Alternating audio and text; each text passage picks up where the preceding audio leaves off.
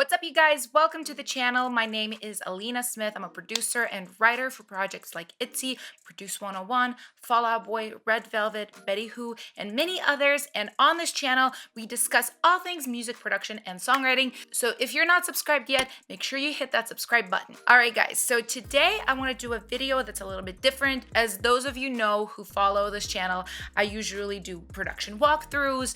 I create beats on the spot, do time challenges, things like that. But today I wanted to do a tips video, specifically 8 tips on how you can increase your productivity and your creativity as a music producer. Now, I got the idea for this video from your guys' comments. I've had several people say, wow, you're so fast and you make decisions on your production so fast.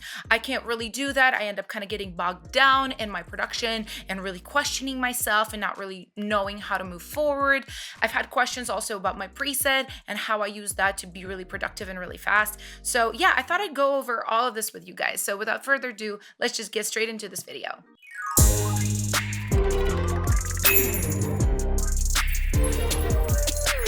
Okay, so my first tip is for you guys to have a functional preset that you can start all of your sessions with. All right, guys, so this is my preset that I start every single session with. The reason I do this is because I work on a lot of songs every week. Last week was really crazy. I believe I worked on 10 songs total in about 6 days. It was just one of those things where I had a lot of deadlines for Korea, where they were asking me and the writers that I work with to write songs. I had several content creators that I make music for come in, want Christmas songs, things like that. So it's really important if you do a lot of work, if you're a working producer, to have your preset like ready to go. Okay, this is Ableton obviously, but you can create this type of preset in any DAW. The first thing I have is a vocal group. I have my vocal preset here. Basically just things that make it sound poppy, a de-esser, a UAD, Pultec emulator to brighten it up, a compressor, kind of normal things, nothing crazy. I have a disabled instance of Autotune EFX on here because every song is obviously in its own key. So the first thing I do is figure out which key the song is in and set this to whatever it is, you know, pick it from there. I also record a lot of takes, so I know that I will need more than just one track. So that's why I have 3. Sometimes it ends up being more. I don't have doubles background vocals in the preset because I usually do different type of processing with those, but I do add them to this leads group. Really, this group should just be called vocals at this point because I basically just like pop them in here and then group them and process them in their own way. I don't want a lot for Christmas. There is just one thing I need. I don't want a lot for Christmas. There is just one thing I need. Next, I have an instance of Keyscape, which is really just piano. It's piano. And the reason I have an instance of piano in every beginning session is because it's much easier for me to play chords on a piano than any other instrument, right? It's just like a great workhorse instrument that any song I work on, if I just need to figure out chords, boom, I have a piano. I also have a snare and a kick. And then the final thing I have in here is an 808. So this is just like my favorite preset of Sublab. So usually I have it set on this 808 NASCAR preset, and I'll have the release down to just a few hundred milliseconds because I don't like a long tail. Sometimes I do, but sometimes I don't. So it's easier for a preset not to have it, and I can always add it. And then as I end up working in a song, I can change this to a different preset, or I can myself adjust this preset, adjust the distortion, adjust the ADSR, all these different things. So, but it's nice to have one that I generally like already ready to go. And then I basically just have a verb preset for the vocals and the delay, quarter note delay preset for the vocals, and this is it. It seems really simple, but the truth is this helps me get started like 10 times faster than I would if I didn't have this preset. My tip number 2 is to know when to edit and when to create. Now, this is a really big one that I think a lot of people don't really get until they're much more experienced. So basically, when I create my tracks, I try not to question myself too much, or I try not to get like the perfect sound. Sometimes I like the sound I get in the beginning and that's it. It's kept till the end, sometimes not even really EQ'd or processed differently. And sometimes I completely replace it. Sometimes I go with a different idea. I think the thing to know is in the beginning stages of creating a song, it's really important just to catch the vibe of that song, right? Because there's so many elements that go into it. And if you start focusing on every element too much, micro focusing, you sort of lose the forest for the trees. So I try to focus on the forest, on the main vibe, like what are we trying to portray? What emotion is the song? And then later on, I can go in and replace the kick, replace the snare. Maybe I don't like the main synth. Maybe it's not quite right. I can really dial it in later. But I think in the initial stages, it's just important to get going and keep going. My third tip is to know how to sound design. Now, I'm the first person to admit I'm not really a sound designer on any sort of synth instrument. I personally don't really enjoy it. Usually what I do is just find presets and adjust them to my liking, but I don't like to make them from scratch. So I don't mean that you have to know how to make presets from scratch. What I mean is that what really helps me a lot is just to have, whether it's sounds for certain synths that I've created or saved, or actual loops that I've made. Some of them I've created from scratch, and some of them are actually loops from apps like Arcade that I just kind of adjusted and tweaked and was like, oh, this would be like a cool starter for a song. I'm gonna show you guys what I mean. Okay, for example, here's a folder I've created made right to this. Some of these samples I actually put together myself. There are original things I've played. Some are from Arcade. Some are literally Splice loops that I've saved or ADSR loops that I've saved. And look, when I scroll through this, okay, just that, for example, right? It's not like a perfectly made track all done, nothing like that. But immediately when I listen to this, I hear melodies to sing to the song, right? It helps me get going, get started. And if we scroll through this, there's just vibes in here that I can pull into sessions. If I'm just feeling inspired to write on my own, I can look through these and be like, oh, I'm really feeling this one. And boom, I'm getting going. So that's just as far as wave loops, but even as far as presets for synths, right? Like I have this Omnisphere folder saved, right? And these are just things that I really liked. A lot of them are stock presets, and I possibly might have combined them with other plugins because in Ableton you can like group plugins. Like here you can see I've taken this bell. Yeah, it's like a glockenspiel, and I've added this wow filter to make it a little bit more detuned. So, and if I wanted a glockenspiel, I try to keep in my memory what these things are, and I can immediately be like, oh, that Glock bell is really, really good, right? Or if, let's say, I want a rap lead synth, I just drag this in. And you can call them whatever you want to call them, whatever helps you remember them. Some of them that I have saved are from songs, like this Bad Shit pad, that's from a song called Bad Shit. So I immediately know what that sounds like because that song's been out, released, and I'm like, oh, if I want to use that in something else, I can. And obviously these are shortcuts. Sometimes you guys might really feel like sound designing, really digging into sounds, not reusing something you've used before. That is totally, totally fine. But I do think this is really helpful to have when, there's 3 writers sitting right there on the couch and they're like, we need a track to write to, and you're just cranking something out from scratch. You might play one of those things and one of them might be like, oh, I immediately hear an idea on this. What about this lyric? What about this melody? It just helps. My 4th tip is to know your plugins well. Now, I'm very guilty of having a lot of plugins on my system. I'm very fortunate, and a lot of companies reach out to me. They gift me their plugins. They even sometimes ask me to make reviews, things like that. So I have a lot of stuff, and not all of it is my favorite. So what I mean by this tip is know your favorites really well. So for example, here I have these folders of my favorite effects, my favorite plugins, favorite instruments, just these different things that I've saved, and here's one, new toys. These are new things that I've gotten in the last few months that I don't know as well, but if I'm feeling adventurous, I can just pull one in. But for example, yeah, my favorite plugins, One, if you guys follow the channel, you guys know that I use this isotope vinyl on literally everything, right? And I usually just do this. I put the year to 1930 and don't touch anything else, and I put it on vocals to create a telephone effect. Like, I've used this probably thousands of times. I don't know, thousands, definitely hundreds. This equalize plugin, definitely thousands of times. I know exactly how to very quickly adjust the slope of these curves, you know, how to create a shelf, where I need to click, like to the point where I could probably do this with like one eye open. You know, like really, I know exactly where everything else is in this plugin, how to make it mid-side, you know, all the things, right? And a lot of people have asked me about this plugin specifically, like, why do you use it? And my answer is because I know it. You know, and sometimes it's not even about knowing every single knob on the plugin. It's about knowing how you use it, right? Decapitator, I use in a lot of things. For example, I know exactly what to do when I put the punish button on. I usually don't have the mix fully wet. I have it dry and then crank it until I find the right kind of level of distortion.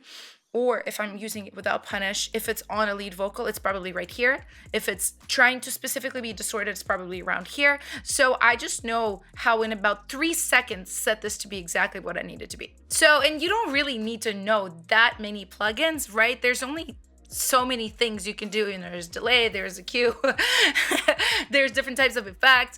There are just a few things that you can use, and if you want to have this really large library in your head of things that you can do, moves that you can make, definitely go ahead and do that, but you also can do quite well with just a few plugins. And again, this is not to discourage experimentation. This is why I have the new toys plugin right here. It's because this is all the stuff I don't really know that well, and I'm like, oh, I just really want to like try Shaperbox, even though I'm not that good at Shaperbox. Like, I'm gonna put this on this track and just see what happens. So, but that only happens when I'm not in a rush, when I don't have a deadline tomorrow. You know, so you have to just kind of pick and choose. Okay, my tip number 5 is don't try to create perfect art every single time you produce. I'm gonna pause to let this sink in. Don't try to make perfect art every single time. I think this is more of like a mental health tip. You know, I'm not a mental health professional, but this has really helped me personally a lot because I used to be such a perfectionist. Everything in every area of my life had to be perfect. I had to look a certain way. I had to produce, write a certain way, sing a certain way. And then when it didn't happen, in the moments that it didn't happen, I would get really down on myself. And the thing about being a producer, really, it's a long game. You're in it, hopefully, you know, to be a successful producer for several decades, right? Like, you're, you know, for those of you guys that aren't doing it as a hobby, that really want this to be your job, or it is your job, it's so important to allow yourself space to like feel good in your job and not constantly get down on yourself, not constantly punish yourself for something not turning out the way you want it to be. You know, I've been doing this for over half my life now, and I definitely still make tracks I don't really love. I write songs I don't really love. You know, at this point, I definitely know what I'm doing. I won't write things that maybe are like terrible and completely awful, but there are things that I do that I'm like, it's just mediocre. It's not my top work. And that actually is a part of creating your top work. Creating mediocre work is a part of it, because every time you create something, you learn something, even if it's the most minuscule thing, it adds to your bank of knowledge, and eventually you end up taking all of that knowledge and creating your life-changing work, the work that gets you your biggest cut, the most money, the most recognition, Grammy, whatever it is that you're looking for. So I think it's super important not to treat yourself poorly, not to get down on yourself, because that only will slow you down. Tip number 6 is to know when to challenge yourself and when to let things be easy. Now, okay, what I mean by this is, if you're a professional producer or you're aspiring to be a professional producer, you're going to work on a lot of music, like a lot, like hundreds and hundreds of songs, right? Not every single one of those songs needs you to be experimental, right? I'm gonna play you guys an example here. So I have the song here that I basically worked on for a content creator. This content creator, like, they're mostly making videos on YouTube. They are not really a musician. Like if you ask them, they wouldn't say they're a musician. They enjoy singing, but it's not their main thing. So what they wanted is just something fun and simple. They did not want me to experiment. They didn't want tempo changes or really, really full production. They just wanted something that sounds fun and good. So when I say let things be simple, like this track, this is all there is in it, right? And I'll show you guys after this a track that I was trying to be experimental on. Like this is what, like instrumentally 30 stems, 25 stems. It's very, very small. And this is what it sounds like without vocals.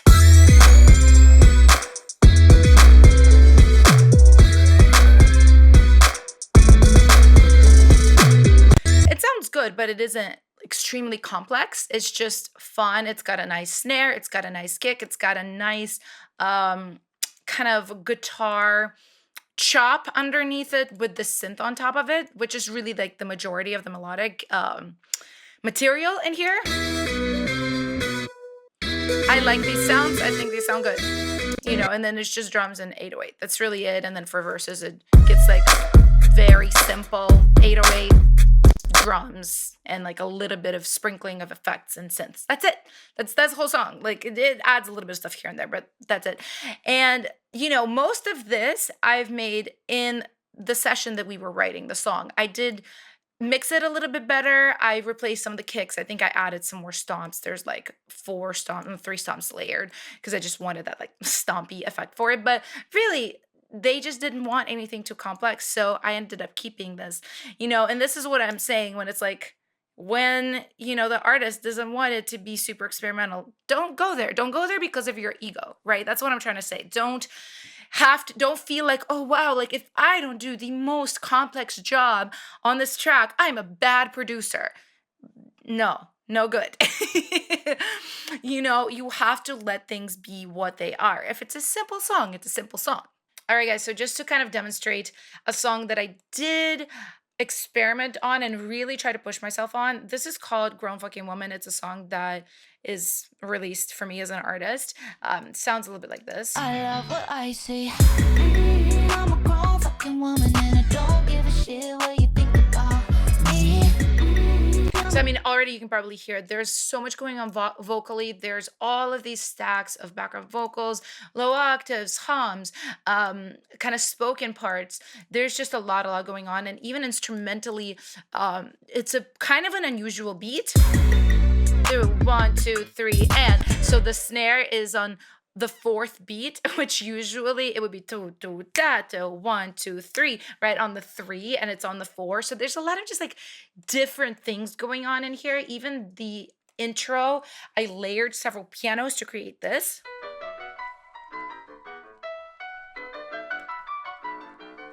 From a different continent. Right? And then there's this outro that's a classical outro that probably took me like 2 hours to compose because I'm not a composer.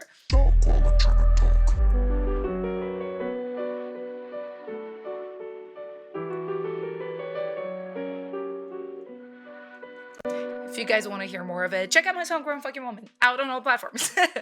But yeah, even vocally, like if you go here to the last chorus and I just solo the vocals. I'm a grown fucking woman and I don't give a shit what you think about me. I'ma keep it moving and I don't give a shit what you think about me. It's just a lot going on. So, and you can do this when it makes sense. Like my song, no deadline, nobody's waiting for it, nobody's giving any directions. I just do like what I want. So I went ahead and did that and pushed myself and really tried things, and in other situations, that's just not appropriate and that's okay. Okay, tip number 7 is a really simple, self-explanatory one. Collaborate. All right, I've learned more from other producers than I've learned from anywhere else, from watching videos, from experimenting with plugins, experimenting on my own. Those things are great, but when you're with another producer, you just see things that you've never done before because everybody's so different in how they approach things. So when you get a chance, if you get a chance, make sure you are open to it at least. Because I know some people are like, oh, I work on my own. I don't even know how to collaborate with people.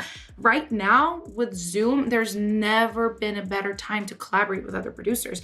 I do this all the time. Basically on Zoom, I stream my screen, and sometimes other producers just send me stems and I work on the stems. Like I'll, for example, I'll have a guitar part. I'll be like, oh, why don't we cut this part up and change this a little bit? And the producer on the other end in Australia or in the Netherlands will be like, oh, that sounds great. Let me replay that on my guitar here and send you the file.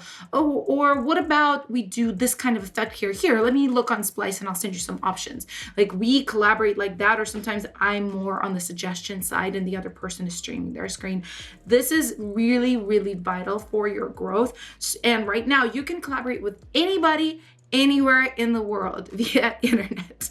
So definitely take advantage. Okay, guys, and I have one final tip for you. Tip number 8 is don't base your value as a human on your work as a producer. I'm gonna let this sink in. Don't base your value as a human being on your work as a producer. I see this all the time, guys. I see producers, writers, artists, just creative people in general feel as if their whole value as a person is tied to their work. If they do poor work, they're immediately feeling like they're not worthy, like they're not good enough as a person. And this is simply not true, okay? It doesn't matter how good you are at music, at producing, at anything, writing, drawing, painting, designing.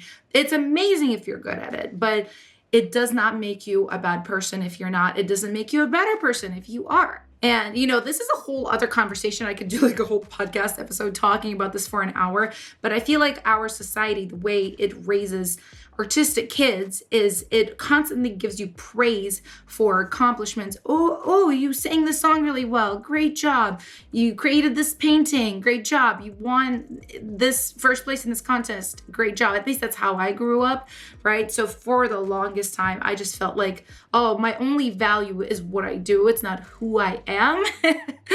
And the truth is every single person's value is who they are as a person, how kind they are, how good of a person they are, how helpful they are to others, like what's in their heart. I know that sounds cheesy, but it's the fucking truth, okay?